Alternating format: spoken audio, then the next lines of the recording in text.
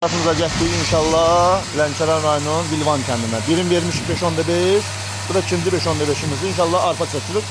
Tokumuz biraz zəifdir, 196'dır. İndi olan tokumuz budur, məcbur işlədik. Getmişik təhvil edilməli. Yəni gün orta axşam gizli vaxtlar olar.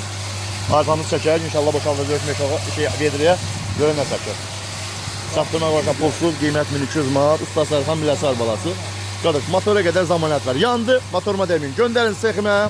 Pılsız, fənası, düzəldəcəm, remont edəcəm, verəcəm özdə işlədəcəksiniz, canıma dua edəcəksiniz. Bir rəzinə setkəsindən setka verim, saxsam saq verim. Arada 200'ə qalxır, tok qalxdı düşdü, 199'dur. Tok oynayır, belə 200'ə qalxsa normaldır. Kimə də lazım olsa çatdırma pulsuzdur, pulsuz 2 çoxdur, 15-20 gün bir ay qalaqdan deyin, həll eləyək. Birin Sərsər Xıl kəndinə getmişik. Birini getmişik gene Vilvan kəndinə, ikincini bu da üçüncüdür gene Vilvan kəndinə. 070 298 38 08. İnşallah arpamızı çəkdik. Roşu, dedim meşok az. Ay Roşu. Meşok az. Yani inşallah arpamızı çəkdik. Arpamızı boşaldaq görək nə çəkmişik hələ. Görək. Böyük koymuşdum balasa. Böyük. İnşallah arpamızı boşaldaq görək.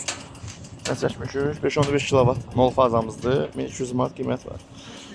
Bir daha dayı onu sizə əziyyət, bizə xəzərlədir, onu vedriyə boşaldaq. Görək nə çəkib. Müştərilərə göstərək.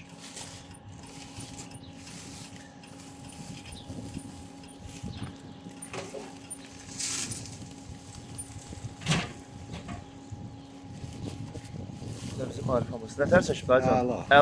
Əla gün olsun, xeyirli olsun. Sağ ol. Allah bərəkət versin, mal var, mülkü. Sağ ol. İnşallah indi ot çəkirik yəqin ki, hə? Həmişə. İndi otumuz var. Ot çəkirik. Deyəsən yaz otudur, çətin otdur, ondan çəkəcək.